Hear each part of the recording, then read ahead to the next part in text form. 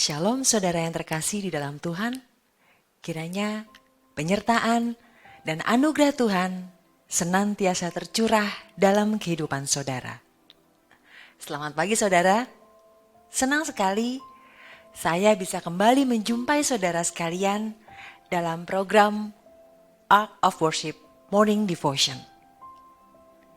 Ini masih di awal tahun, masih di bulan Januari. Ya mungkin tidak persis tahun baru, tapi suasananya masih tahun baru. Bahkan beberapa gereja ataupun institusi tertentu masih merayakan Natal, masih menyelenggarakan ibadah Natal. Dan tentunya sukacita itu juga masih terasa di antara kita. Ya puji Tuhan, hangat sukacita Natal masih bisa kita rasakan. Dan saya berharap sukacita itu tidak berhenti di akhir bulan Januari, tetapi boleh melingkupi kita sekalian di sepanjang tahun 2023 ini. Nah, jika kita berbicara tentang tahun baru, saya yakin di antara saudara yang memiliki resolusi tentunya sudah mulai menetapkan target-target ataupun hal yang perlu dilakukan. Apakah sudah ada yang terlaksana? Atau ada yang sudah berhasil mencapainya? Kalau sudah, puji Tuhan. Saya percaya penyertaan Tuhan begitu sempurna untuk saudara sekalian, sehingga target tersebut boleh tercapai. Namun, jika masih ada beberapa target yang belum tercapai, jangan berkecil hati, jangan menyerah. Mari tetap di dalam Tuhan. Mari percaya akan penyelenggaraannya. Niscaya kita akan menuntaskan tahun ini sama baiknya. Karena kita percaya kita punya Allah yang tidak pernah meninggalkan kita. Nah pagi hari ini sebelum kita memulai segala aktivitas kita, mari kita menikmati penyertaan Tuhan melalui firman-Nya. Mari kita berdoa. Haleluya. Selamat pagi ya Bapa, selamat pagi Tuhan Yesus. Kami mengucap syukur, kami sungguh bersyukur untuk penyertaan-Mu yang Engkau berikan. Dan kami berterima kasih untuk berkat baru di hari ini. Pagi ini, kalau kami ingin menikmati hadirat-Mu dan kami ingin menerima berkat firman-Mu, pimpin kami dengan Roh Kudus-Mu, agar kami boleh menangkap pesan-Mu dan kami boleh mendengar dengan baik setiap perkataan dalam firman-Mu. Kami menyerahkan pagi hari ini ke dalam pimpinan tangan-Mu. Biar Engkau yang beracara, biar Engkau yang menggenapkan firman-Mu di dalam kehidupan kami. Di dalam nama Tuhan Yesus kami telah berdoa. Amin. Kalau kita memasuki suatu tahapan yang baru, suatu fase yang baru, suatu kondisi yang lebih baru, seperti tahun baru ini, tentunya setiap kita pasti berharap bahwa kita akan memiliki kehidupan yang jauh lebih baik dibandingkan dari hari-hari sebelumnya. Saya yakin ketika kita memulai tahun baru yang lalu, kita akan menaikkan doa-doa, membawa setiap harapan kita kepada Tuhan, agar satu persatu nantinya boleh tergenapi. Dan tentunya itu adalah suatu kondisi yang lebih baik dibandingkan dari hari-hari sebelumnya. Namun mungkin ada beberapa di antara kita juga yang rasanya paling gitu-gitu aja. Paling nanti mentok juga. Mungkin ada di antara kita yang merasakan hal yang demikian. Sehingga kita memilih untuk ya udahlah. Atau mungkin kita malah berpikir untuk menyerah saja. Kalau ada di antara saudara yang merasakan hal demikian, saya mau katakan, ingat, Tuhan tidak pernah meninggalkan kita. Mulai di tahun baru ini, jangan sampai ada terlewat pesan-pesan Tuhan yang disampaikan dalam firman-Nya.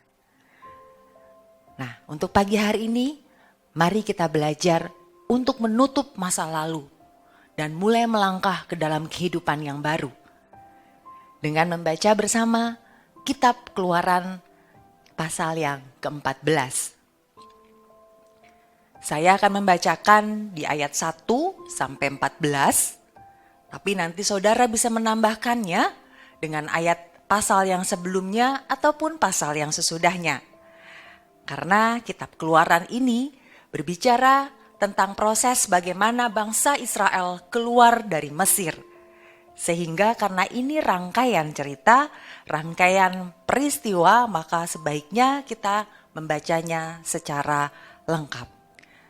Mari bersama melihat dalam kitab Keluaran 14 ayat 1 hingga 14. Berfirmanlah Tuhan kepada Musa, katakanlah kepada orang Israel supaya mereka balik kembali dan berkemah di depan Pi Hahirot, antara Migdol dan laut tepat di depan Baal Zephon.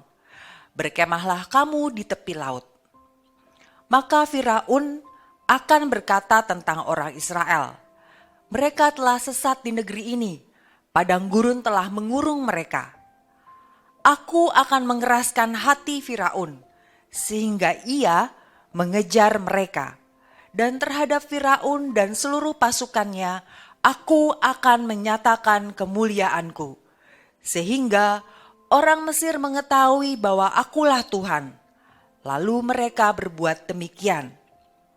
Ketika diberitahukan kepada Raja Mesir bahwa bangsa itu telah lari, maka berubahlah hati Firaun dan pegawai-pegawainya terhadap bangsa itu dan berkatalah mereka, apa yang telah kita perbuat ini?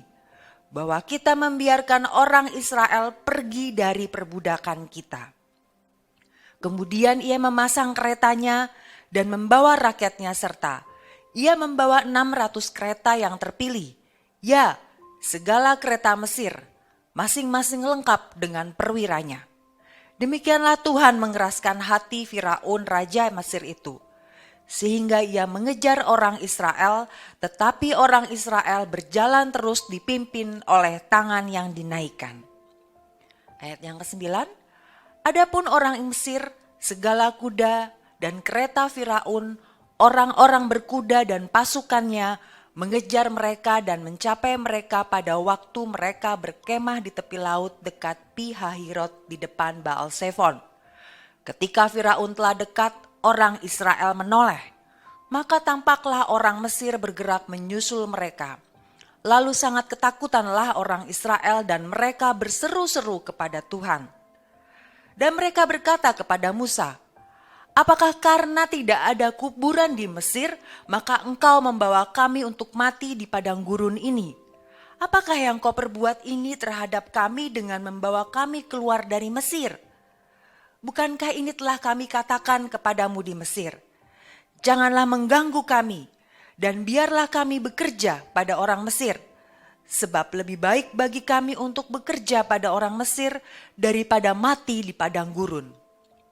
Tetapi berkatalah Musa kepada bangsa itu, janganlah takut, berdirilah tetap dan lihatlah keselamatan dari Tuhan yang akan diberikannya hari ini kepadamu. Sebab orang Mesir yang kamu lihat hari ini tidak akan kamu lihat lagi untuk selama-lamanya. Tuhan akan berperang untuk kamu dan kamu akan diam saja. Demikian pembacaan firman Tuhan dalam kitab Keluaran 14. Pasal ini secara jelas menjelaskan bagaimana akhirnya bangsa Israel benar-benar bergerak keluar dari Mesir. Benar-benar lepas dari perbudakan Mesir untuk menjadi bangsa yang bebas.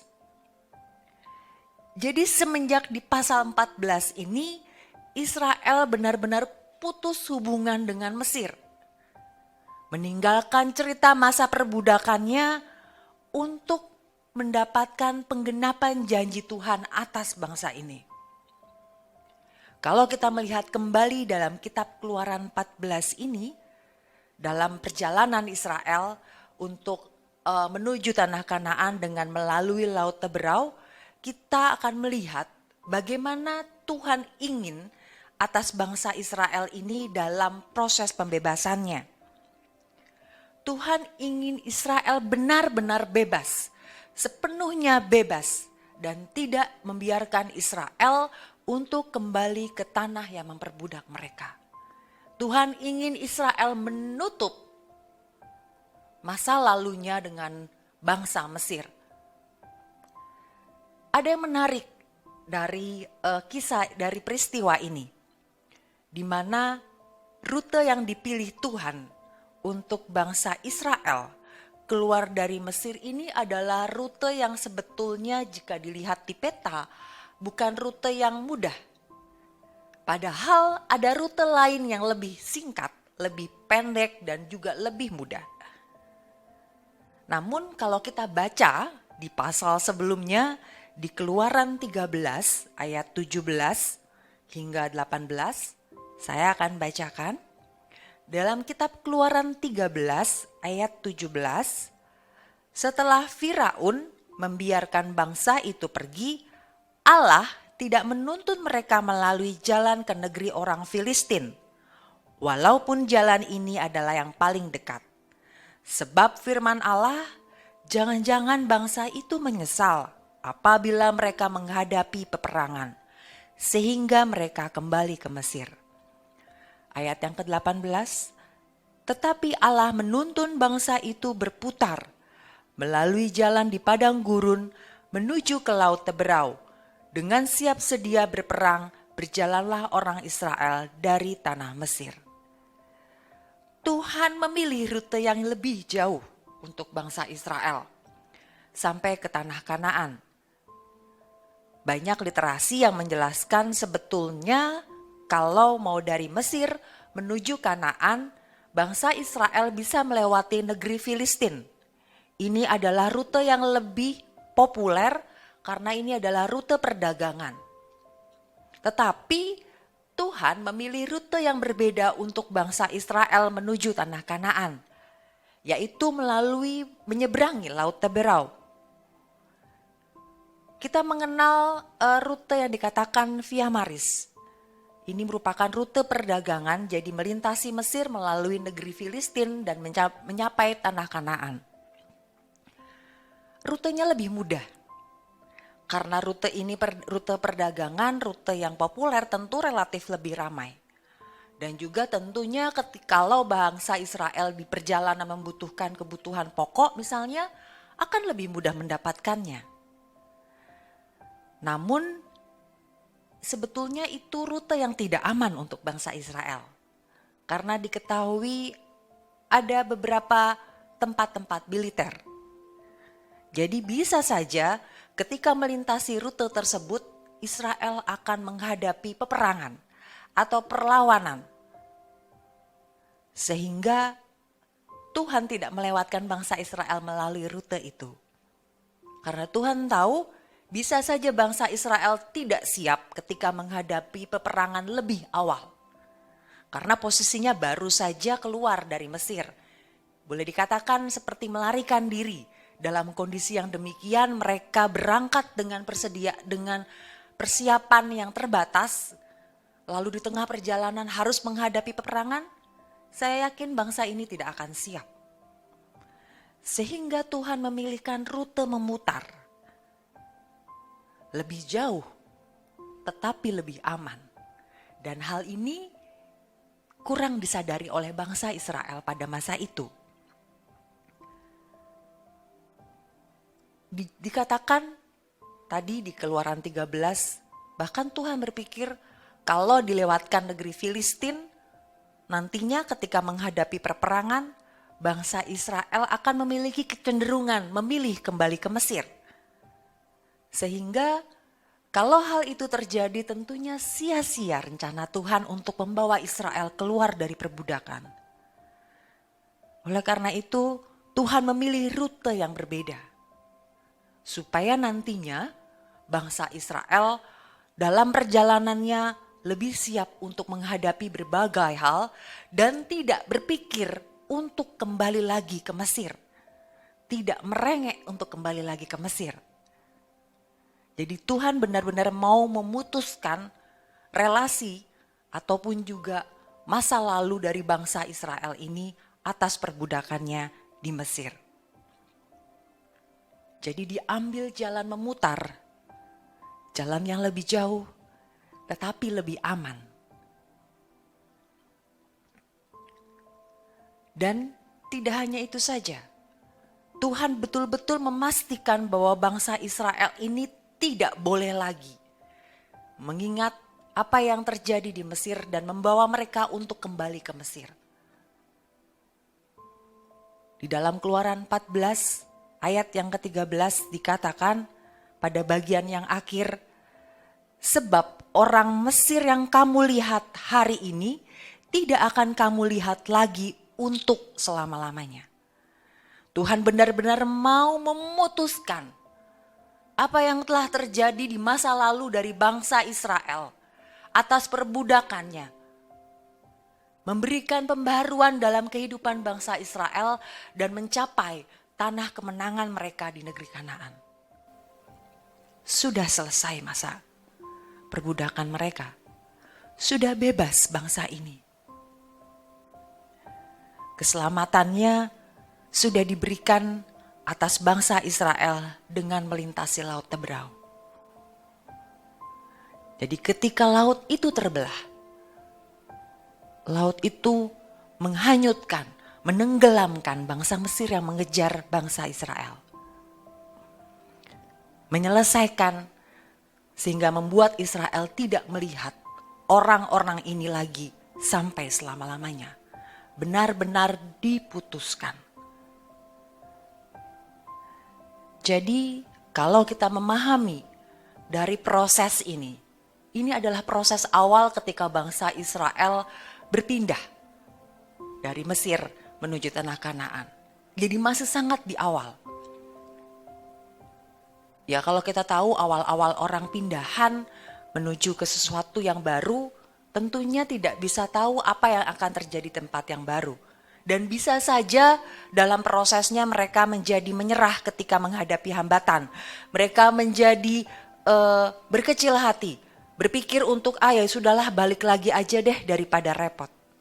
Tetapi di sini Tuhan benar-benar mau menyatakan kemuliaannya dan memastikan bahwa bangsa Israel tidak ingin kembali lagi ke masa lalunya, yaitu di dalam perbudakan bangsa Mesir.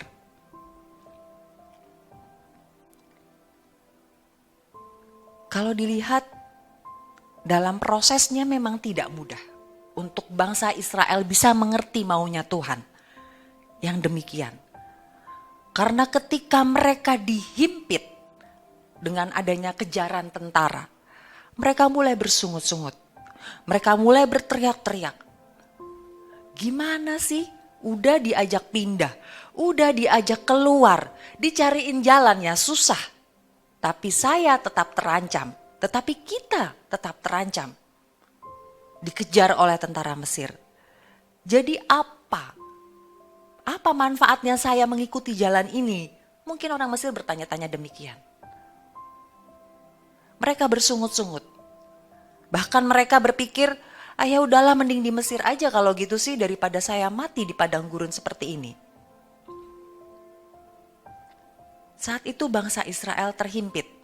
Di depannya adalah laut yang tidak mungkin mereka seberangi begitu saja.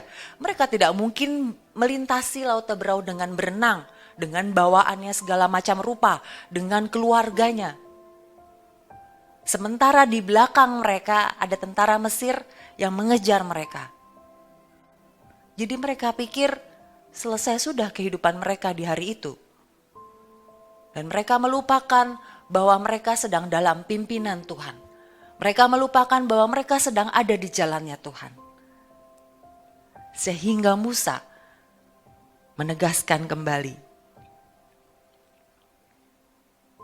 agar bangsa Mesir tetap berdiri tegak. Karena ada tangan Tuhan yang saat itu siap berperang dan menjaga bangsa Israel. Bahkan memastikan bangsa Israel untuk tidak kembali lagi ke dalam perbudakan Mesir. Tuhan tetap mau bangsa Israel ini bergerak maju. tidak menatap ke belakang kembali. Dan Tuhan menunjukkan kemuliaannya agar diingat oleh bangsa ini sampai keturunannya dengan membelah laut. Sehingga bangsa Israel bisa menyeberangi dan mendapatkan daratan kembali lalu berjalan menuju ke tanah Kanaan. Demikian di dalam kehidupan kita. Kalau Tuhan sudah menarik kita dari masa lalu yang buruk, kalau Tuhan sudah membawa kita ke dalam pembebasan,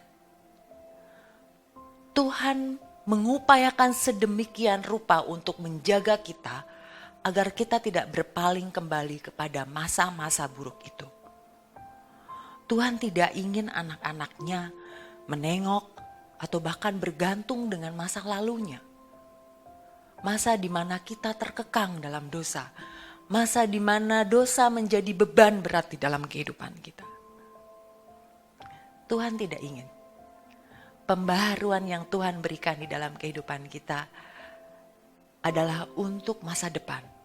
Kita harus tetap berjalan maju di dalam tangannya dan mengikuti rencana Tuhan. Bahkan ketika kita menghadapi kesulitan sekalipun, bahkan ketika kita menghadapi hambatan-hambatan dalam proses perjalanan kehidupan kita, tidak menjadi alasan buat kita yang sudah mendapatkan pembebasan, yang sudah mendapatkan pembaharuan, yang hatinya sudah diubah, diberikan yang baru, untuk menyerah, untuk meninggalkan jalan kita, lalu kembali lagi ke dalam perbudakan itu. Tuhan tidak mau hal itu terjadi di dalam kehidupan kita. Tuhan sudah membebaskan kita dari perbudakan. Tuhan sudah mengangkat kita menuju terang, menjadi anak-anak pemenang. Tuhan telah memberikan kita hati yang baru melalui pengorbanannya di kayu salib. Jadi Tuhan memastikan bahwa kita tidak akan hidup di dalam kegelapan itu lagi. Kalau jalannya tidak mudah, kalau kesulitan itu terus ada, ingat, Tuhan menjanjikan tangan kuat yang akan menopang kita, yang akan menyertai kita. Bahkan kalau kita lihat di kitab Keluaran tadi, di ayatnya yang ke-14, jelas Tuhan menyatakan, Tuhan akan berperang untuk kamu dan kamu akan diam saja. Luar biasa bukan janji Tuhan? Ini janji yang diberikan untuk bangsa Israel. Tapi kita tahu, hal boleh berubah di dalam kehidupan kita. Tapi Tuhan Allah kita adalah Allah yang kekal. Janji hari itu berlaku juga untuk hari ini.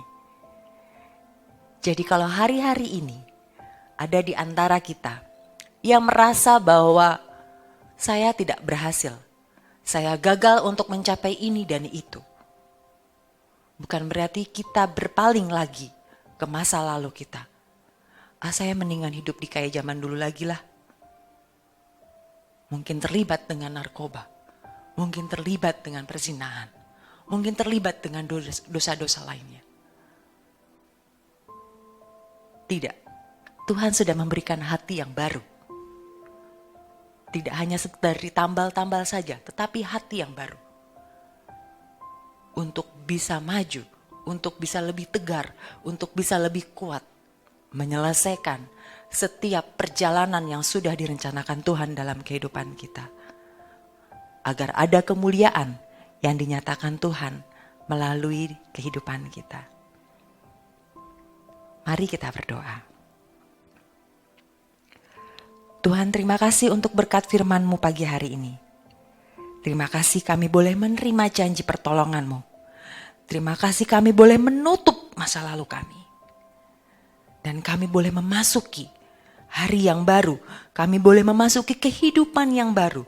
Dan kami boleh memiliki hati yang baru karena pertolongan-Mu, karena pengorbanan-Mu di kayu salib. Mampukan kami untuk bisa berdiri tegak, untuk bisa bertahan di dalam situasi yang sesulit apapun. Kuatkan kami agar kami tidak mudah menyerah dalam menjalani rencana-Mu di dalam kehidupan kami. Dan tentunya kami menyerahkan sepanjang tahun 2023 ini. Kami menyerahkan perjalanan di tahun ini. Kami menyerahkan setiap harapan kami, setiap target-target yang kami tetapkan agar semuanya ini boleh terjadi sesuai dengan rencana-Mu. Pimpin kami ya Yesus. Pimpin kami ya Roh Kudus. Dan kalau pagi hari ini kami boleh menyelesaikan perenungan kami, biarkan Roh Kudus yang menggenapi, biarkan Roh Kudus yang menjaga di dalam kehidupan kami. Kami serahkan semuanya ini ke dalam tangan-Mu. Di dalam nama Tuhan Yesus kami berdoa. Amin. Mari kita menutup kisah masa lalu kita. Tidak ada lagi kekang dosa yang membebani kita. Jangan biarkan hambatan itu menghalangi kita dalam menerima anugerah Tuhan. Jangan biarkan ingatan akan masa lalu yang buruk menunda penggenapan janji Tuhan dalam kehidupan kita. Mari tetap teguh berjalan di hadapan Tuhan. Rasakan setiap mujizat Tuhan yang hadir dalam kehidupan saudara. Selamat berakhir pekan. Selamat merayakan kebaikan Tuhan bersama dengan orang-orang terdekat saudara. Dan you are blessed.